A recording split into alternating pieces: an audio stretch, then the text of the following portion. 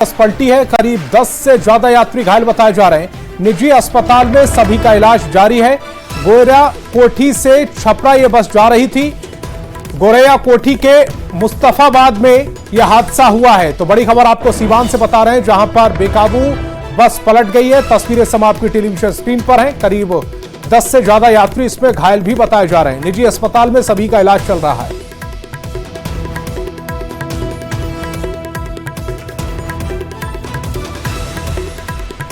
तो हादसे की यह खबर इस समय आपकी टेलीविजन स्क्रीन पर तस्वीरें हैं। करीब 10 यात्री इस पूरे हादसे में घायल हुए हैं। निजी अस्पताल में सभी का इलाज चल रहा है। तस्वीरें इस समय आप देख पा रहे हैं। बगहा से बड़ी खबर मिल रही है। नकली अंचल कार्यालय का खुलासा हुआ है। नकली कार्यालय में जमीन का फर्जीवाड़ा पकड़ा गया। जमीन के फर्जी दस्तावेज तैयार होते थे। यहां पर एक बड़े सिंडिकेट का पर्दाफाश हुआ है। छापेमारी में गिरोह का भंडाफोड़ हुआ। गिरोह के 2 सरगनाओं को गिरफ्तार किया गया है। तो बगहा से इस वक्त की बड़ी खबर आप तक पहुंचा रहे हैं, जहां कार्यालय का खुलासा हुआ है। नकली अंचल कार्यालय का यह खुलासा हुआ। नकली कार्यालय में जमीन का फर्जीवाड़ा, जमीन के फर्जी दस्तावेज यहां पर तैयार होते थे। एक बड़े सिंडिकेट का पर्दाफाश हुआ है। छापेमारी में गिरोह का भंडाफोड़ हुआ। गिरोह के 2 सरगनाओं को गिरफ्तार कर लिया गया। से हम लोग लगे हुए थे छापेमारी में, जिसमें हम लोग सफल भी हुए छापेमारी में। और स्थल से ही उस 2 व्यक्ति को, ये बेसिकली इसमें एक और व्यक्ति जिनके घर पे ये कार्य हो रहा था, वो वहाँ से फरार हो गए। योगेश सा नाम है उनका। और स्थल पे ही 2 व्यक्ति को, राम किशुन सा और एक मुकेश सा हैं, उनको हम लोग पकड़े हैं, जिसमें वो लोग बंदोबस्ती पर्चा वगैरह बना रहे थे और फर्जी रसीद काट रहे थे। और पटना के आसरा गृह में 3 बच्चियों की मौत के बाद भले ही प्रशासन और समाज कल्याण विभाग एक्शन में दिख रहा हो, लेकिन यहां जो मौजूदा स्थिति बनी हुई है उसके लिए कोई एक कारण जिम्मेदार नहीं है। आपको जानकर हैरानी होगी कि इस आश्रय गृह में 2021 से ही डॉक्टर की तैनाती नहीं है। मनोचिकित्सक यहां पर बच्चियों का इलाज करते थे। फूड पॉइजनिंग की घटना के बाद से ऐसा ही हुआ है। फिलहाल 3 बच्चियों की मौत हो चुकी है। साथ ही आसरा गृह में अधीक्षक के पद पर सालों से किसी की स्थायी पोस्टिंग नहीं किया जाना भी समाज कल्याण विभाग को कटघरे में खड़ा करता है। इस पूरे मामले में आसरा गृह से और अधिक जानकारी दे रहे हैं संवाददाता संजय कुमार। पटना के पटेल नगर स्थित इस आसरा गृह की 3 बच्चियों की मौत के बाद प्रशासन से लेकर सरकार तक सकते में है। और अब कई तरह की विसंगतियां सामने आ रही, कई तरह की त्रुटि सामने आ रही है। सबसे बड़ी बात यह है, आपको जानकर हैरानी होगी कि इस आसरा गृह में 2021 से ही, यानी 3 साल से किसी डॉक्टर की पोस्टिंग नहीं की गई है। कई बार आसरा गृह की तरफ से पटना के सिविल सर्जन को, समाज कल्याण विभाग को डॉक्टर के लिए लिखा गया, लेकिन किसी ने डॉक्टर अपॉइंट करने की जहमत नहीं उठाई। 7 नवंबर को जो फूड पॉइजनिंग की घटना हुई थी, उस दिन भी यहाँ पर जो मनोचिकित्सक थे, उन्होंने बच्चियों के पेट खराब होने के बाद अपनी तरफ से दवा दी थी। और वो दवा साधारण सी दवा थी, पेट खराब होने की दवा थी, फूड पॉइजनिंग की दवा नहीं थी।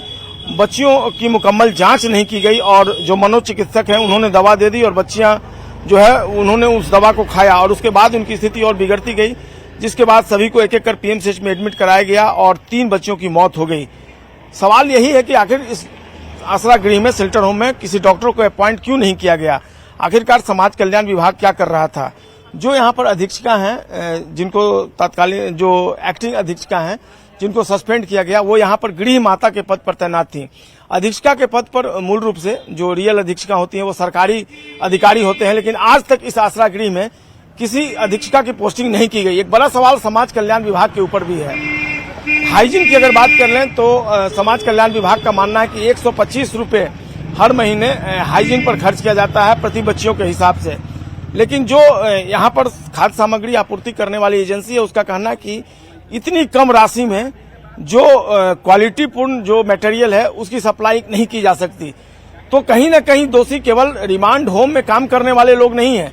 समाज कल्याण विभाग के ऊपर भी एक बड़ा सवाल है कि आखिरकार समाज कल्याण विभाग इन 3 बच्चियों की मौत के पहले क्या कर रहा था? अगर वाकई में समाज कल्याण विभाग ने यहाँ की स्थिति को भांपा होता, परिस्थितियों पर ध्यान दिया होता, तो शायद 3 बच्चियों की असमय मौत नहीं हो गई होती। कैमरा पर्सन सुबोध कुमार के साथ संजय कुमार, न्यूज 18 पटना। बिहार के मुख्यमंत्री नीतीश कुमार एक शादी समारोह में शामिल होने हरियाणा के रेवाड़ी पहुंचे, भूरथल गांव में मुख्यमंत्री अपने पीएसओ विक्रम परमवीर के बेटे की शादी में गए थे। सीएम नीतीश कुमार ने बेटे निशांत कुमार ने उनका स्वागत सत्कार किया। हरियाणा के लोगों का उन्होंने आभार जताया है।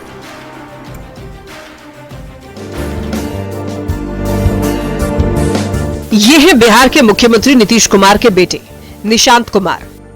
राजनीतिक परिवार से होने के बावजूद निशांत कभी किसी राजनीतिक या सार्वजनिक कार्यक्रम में नहीं दिखते, लेकिन एक शादी समारोह में पिता नीतीश कुमार और बेटे निशांत दोनों पहुंचे, वो भी हरियाणा के रेवाड़ी।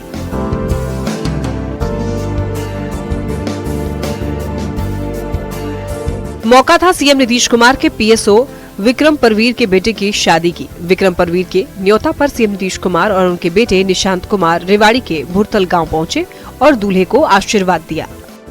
निशांत ने हरियाणा के लोगों की तारीफ की, कहा कि दहेज मुक्त शादी के इस खास निमंत्रण पर पिता और पुत्र दोनों आए हैं। आज आया हूँ, हमारे सिक्योरिटी पीएसओ में है विक्रम परवीर जी, इनके बच्चे की तिलक है, फंक्शन है, इन्होंने हृदय से बुलाया तो मैं पिताजी दोनों आए थे। इसलिए आप दहेज मुक्त शादी है। दहेज मुक्त शादी है और आप लोगों ने इतना जो प्यार सम्मान दिया मुझे पिताजी को, आप सबको बहुत बहुत आशीर्वाद, बहुत बहुत दुआ। पहले भी आए हरियाणा? नहीं, पहले नहीं, पहली बार पहले आए। आपको बता दें कि सीएम नीतीश कुमार की तरह इंजीनियरिंग की पढ़ाई करने वाले उनके बेटे निशांत राजनीतिक माहौल से काफी दूर रहते हैं, सार्वजनिक कार्यक्रम में भी कम ही दिखाई देते हैं। यहाँ तक कि उन्होंने कह भी दिया है कि राजनीति में कोई इंटरेस्ट नहीं है। हालांकि गाहे बगाहे निशांत के राजनीति में आने की चर्चा चल पड़ती है। अब जबकि हरियाणा के रेवाड़ी में वो शादी समारोह में पहुंचे तो इस तस्वीर की चर्चा होने लगी। Bureau report, news 18। और नालंदा के रंगरूट सीआरपीएफ प्रशिक्षण केंद्र राजगीर में दीक्षांत समारोह का आयोजन किया गया, जहां 52वीं बैच के 940 सीआरपीएफ जवानों को पद और गोपनीयता की शपथ दिलाई गई। शपथ लेने के बाद जवानों में काफी उत्साह देखा गया। खासकर जम्मू कश्मीर के रहने वाले सीआरपीएफ जवानों ने जम्मू कश्मीर में लगातार हो रहे आतंकी हमलों से निपटने, आतंकवादियों एवं नक्सलियों सबको सबक सिखाने के लिए अभी से आतुर दिख रहे हैं।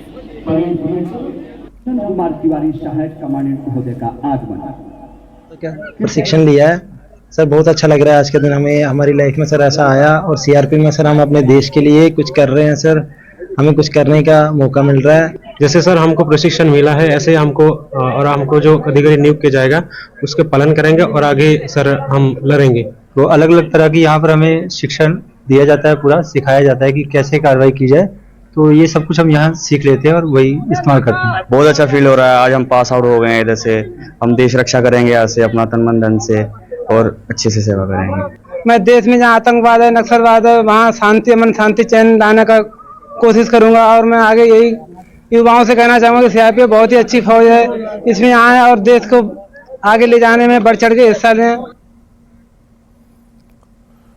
और भोजपुर के वीर कुंवर सिंह स्टेडियम में 3 दिवसीय माता शबरी क्रिकेट टूर्नामेंट के दूसरे दिन खेल का उद्घाटन शिक्षा विभाग के अपर मुख्य सचिव एस सिद्धार्थ ने किया। एसीएस ने कार्यक्रम को संबोधित करते हुए कहा है कि नई आशा की शुरुआत काफी सराहनीय है, इससे खिलाड़ियों का मनोबल बढ़ेगा। वहीं टूर्नामेंट को देखने के लिए भारी संख्या में लोग जुटे। महादलित मिशन के कार्यपालक निदेशक आदरणीय गार्गी पाठशाला के बच्चों के लिए पटना के बीडी पब्लिक स्कूल में विशेष कार्यक्रम का आयोजन किया गया, जिसमें सीनियर आईपीएस अधिकारी विकास वैभव भी शामिल हुए। विशेष कार्यक्रम में विकास वैभव ने सभी छात्रों को बधाई और शुभकामनाएं दी, साथ ही सभी विषयों को अभिनंदन के लिए, उनके योगदान के लिए उनकी सराहना की। विकास वैभव ने कहा कि विकसित भारत में विकसित बिहार का निर्माण महिलाओं के अग्रणी योगदान से ही संभव है। गार्गी पाठशाला केंद्रों पर निःशुल्क शिक्षादान के अतिरिक्त वंचित महिलाओं के स्वरोजगार को लेकर गार्गी कला कौशल केंद्रों और गार्गी प्रत्या के माध्यम से भी उत्कृष्ट प्रयास किए जा रहे हैं, जो भविष्य के लिए शुभ संकेत है। गार्गी पाठशाला लेट्स इंस्पायर बिहार मिशन के गार्गी चैप्टर का एक शैक्षणिक पहल है, जिसका उद्देश्य लेट्स इंस्पायर बिहार के संरक्षण विकास वैभव की प्रेरणा से सभी को शिक्षा उपलब्ध कराना है। और पटना के रविंद्र भवन में बिहार की स्वर कोकिला शारदा सिन्हा की याद में श्रद्धांजलि सभा का आयोजन किया गया, जिसमें देश के पूर्व राष्ट्रपति रामनाथ कोविंद भी शामिल हुए। रामनाथ कोविंद ने शारदा सिन्हा को श्रद्धांजलि दी, साथ ही उनके योगदान को भी याद किया। पद्मश्री और पद्म भूषण से सम्मानित लोक गायिका और बिहार की स्वर कोकिला शारदा सिन्हा को पटना में श्रद्धांजलि दी गई। तस्वीरें रविंद्र भवन की हैं, जहां शारदा सिन्हा की याद में श्रद्धांजलि सभा का आयोजन किया गया। इस सभा में देश के पूर्व राष्ट्रपति रामनाथ कोविंद भी शामिल हुए। रामनाथ कोविंद ने शारदा सिन्हा को श्रद्धांजलि दी, उनकी बेटी को आशीर्वाद भी दिया। रामनाथ कोविंद ने कहा कि शारदा जी ने बिहार को भारत ही नहीं बल्कि पूरी दुनिया में पहचान दिलाई। आज वे हमारे बीच में नहीं है, मगर उनकी सुमधुर स्वर रागिनी हमारे बीच में है। लोक संस्कृति को समृद्ध करने वाले उनके अकथित प्रयास हमारे बीच में है। पूरे भारत और खासकर बिहारियत को पूरे विश्व में प्रतिष्ठा दिलाने वाले उनके सारस्वत कृत्य हमारे बीच में है। ये सब हमारे लिए परम प्रेरणादायी और प्रकाश पुंज के समान है। पूर्व राष्ट्रपति के साथ राजनीतिक जगत की दूसरी हस्तियों ने भी शारदा सिन्हा को भावभीनी श्रद्धांजलि दी। कला जगत के लोगों ने स्वर कोकिला को नमन किया। पूरी दुनिया में जो छठ महापर्व है उसकी ख्याति जो हुई और उसकी लोकप्रियता हुई, उसमें शारदा सिन्हा जी के स्वर का, उनके गीतों का बहुत बड़ा योगदान है। और जो जिनको हम स्वर कोकिला कहते हैं, बिहार कोकिला कहते हैं, मेरे लोक गायकी को आगे बढ़ाने के लिए वो मेरी प्रेरणा, मेरा आदर्श रही हैं। और इतना ही नहीं, मेरा सौभाग्य रहा है मेरे गायकी की शुरुआत से, मतलब मेरे बचपन को कह लीजिए 14, 15, 16 साल के बाद से, तब से उनका सानिध्य और आशीर्वाद प्यार मुझे मिलता रहा है।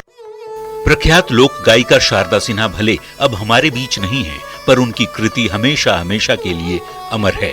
छठ पर्व पर उनके अमर गीतों की गूंज हमेशा गूंजती रहेगी, क्योंकि शारदा जी के गीत के बिना छठ पर्व अधूरा है। पटना से न्यूज़ 18 के लिए रजनीश कुमार की रिपोर्ट। और नालंदा के राज्य खेल अकादमी राजगीर में 11 से 20 नवंबर तक एशियन महिला हॉकी चैंपियनशिप ट्रॉफी के चौथे दिन भारत और चाइना के बीच रोमांचक दिलचस्प मुकाबला देखने को मिला। भारत ने चाइना को 3-0 से हरा दिया। इसी के साथ ही भारत आज शीर्ष स्थान पर पहुंच गया, जबकि दूसरे स्थान पर चीन है। हमने बहुत अच्छा खेला। जैसे हमने उनका वीडियो देखा था, जैसे एक प्लेयर का हमने वीडियो देख के आए थे कि ये प्लेयर क्या करते हैं, तो वो चीज़ आज हमने मैच में अप्लाई किया और बहुत ज़्यादा काम आया इस चीज़ पे। तो हमारा टारगेट यही है कि हम इस मैच को तो जीते, ये लीग था, पर नेक्स्ट आने वाला जैसे हमारा जापान के साथ मैच है लास्ट, तो हम कोशिश करेंगे कि उनका मैच भी हम हमेशा देखते हैं, पर हमारा टारगेट यही है कि हम एक प्लेयर को जज करें कि ये प्लेयर क्या करने वाले। इस मिनट में फिलहाल इतना ही। आप देखते रहिए न्यूज़ 18 बिहार झारखंड।